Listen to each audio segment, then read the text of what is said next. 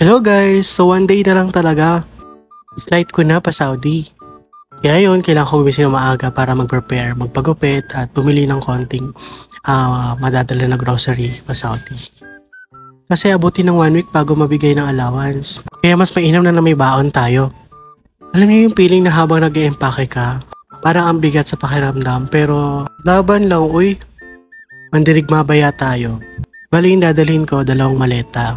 Shoutout nga pala kay Anissa Gutierrez. Ate Coco, salamat sa maleta. At meron akong daladalang hand carry. Kaya pinagkasya ko na lang talaga ang lahat. So ito nga yung mga kasama ko. Mga bago lang diyan nagising. Pero aalis na rin yan sila sa 25 and 30. Ako pa lang talaga nauna. Sayang nga lang hindi kami makasabay umalis. Pagkatapos ko nga mag-impake, guys, pumunta kami ng palengke para bumili ng maluluto. Maraming salamat nga pala Jasper sa pag-sponsor ng manok. The best ka talaga.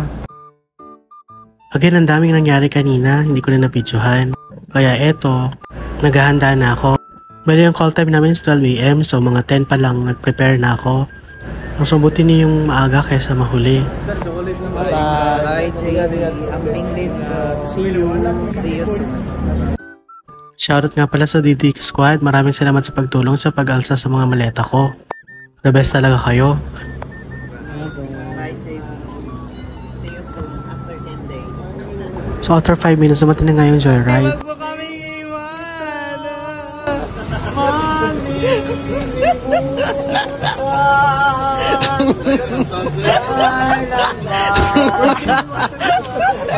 JB, bye-bye! Singin mo din si Ringgay.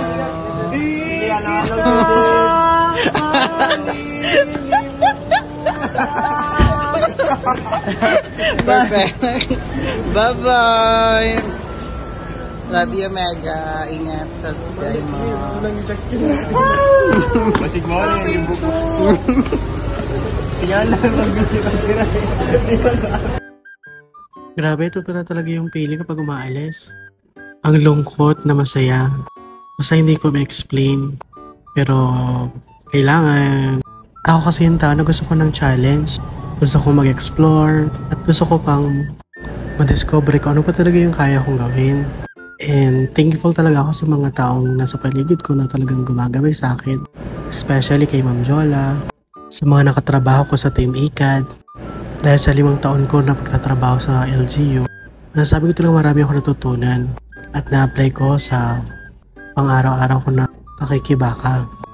Alam niyo pa guys, last punta ko rito noong 2014 nung hinatid ko si Mama pa Kuwait. Same yung feeling na naramdaman ko nung umalis si Mama. Pero iba talaga pag ikaw na yung umalis, hindi mo ma-explain. Masaya ako na nandito na ako. Haalis na ako kasi after 3 months na pag-process, kung ako lang talagang matagal akong sumukot, hindi ko na ito tinuloy. Sabi nga nila, kung para sa'yo, para sa'yo. Kasi as a first timer, hindi talaga madali mag-apply. Lalo na kung wala ka talagang ipon. Kung wala kang mahihiraman na madalian. Kaya thankful ako sa mga taong nalapitan ko during the process. Thank you so much. Ito nga guys, dahil maaga-aga ako, hinanap ko mga kasama ko, pero wala talaga akong makita. Magpapatimbang tayo guys. Baka iba yung timbangan sa ano.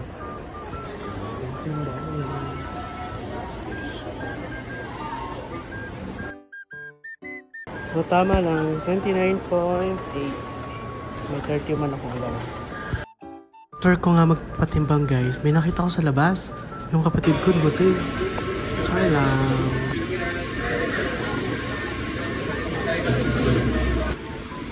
Maya-maya nga, dumating na yung mga kasama ko.